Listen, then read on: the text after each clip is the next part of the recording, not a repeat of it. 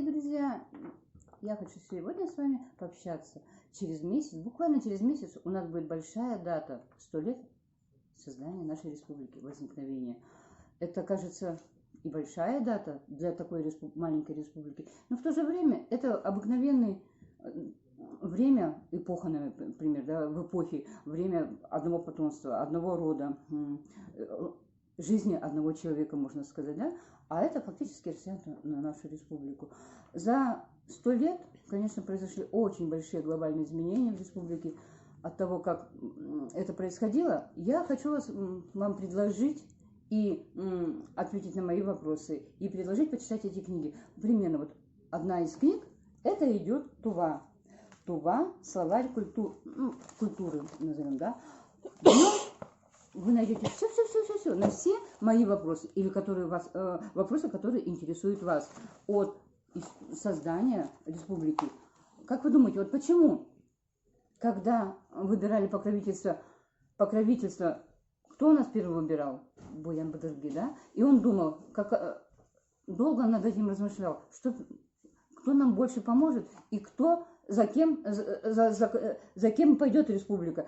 И чтобы она была цветущая, красивая, чтобы люди жили в добре, в богатстве, в счастье. Был вопрос: Монголия и Россия. Как вы думаете, почему все-таки Буян Бадырги остановился на России? Хотя до него многие кланы, могущественные кланы Тувы, подавали прошение российскому царю Николаю II, но почему-то Николай II не спешил подписать эти прошения и взять под свое крылышко такую вот маленькую, серенькую республику, которая не приносила чего-то там добра какого-то, ничего. А когда пришел к власти Буян Бадырги, он долго думал над этим, размышлял и составил такое прошение, написал. И когда это прошение доставили к Николаю II, Николай II прочитал и просто лаконично подписал: принять. Николай II. А вот как вы думаете, почему?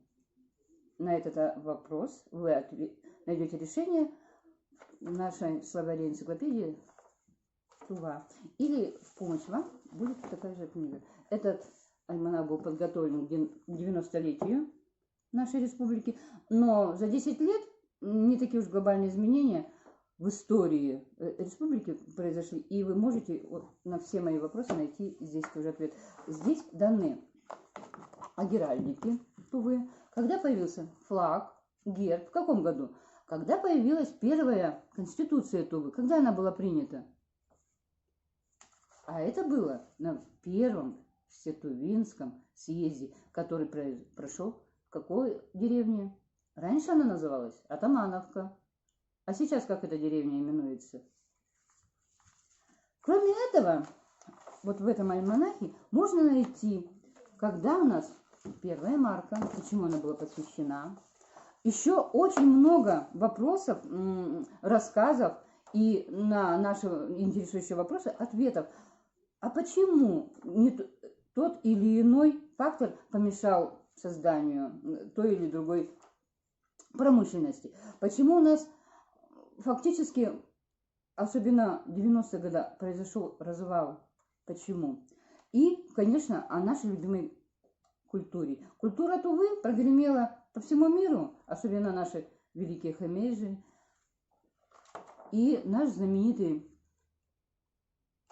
актер, театровед Максим Мунзук. В каких фильмах он снимался? Тоже, пожалуйста, вот здесь есть ответ. Кроме этого, Максим Мунзук писал очень интересные стихи, и к песням, песни, которые они вошли в фонд нашей музыки, сокровищницы музыки Тувы. Кроме этого, расскажите, вспомните его жену, в каком спектакле они играли всей семьей. Этот спектакль до сих пор идет в музыкальном театре, в музыкально-драматическом театре республики. Ну, конечно, уже в другом составе, молодые артисты, но тем не менее, самый первый был именно с их участием. Кроме этого, еще у нас знаменитый центр Азии, да, памятник. Скажите мне, когда он был установлен? А почему именно на нашей территории был установлен этот памятник? И кто скульптор этого памятника? А сейчас он сохранился или что-то изменилось? На эти и другие вопросы, как я уже сказала, вы ответите, прочитав вот эти книги «90 лет КНР» и словарь, энциклопедический словарь Тува. Спасибо за внимание.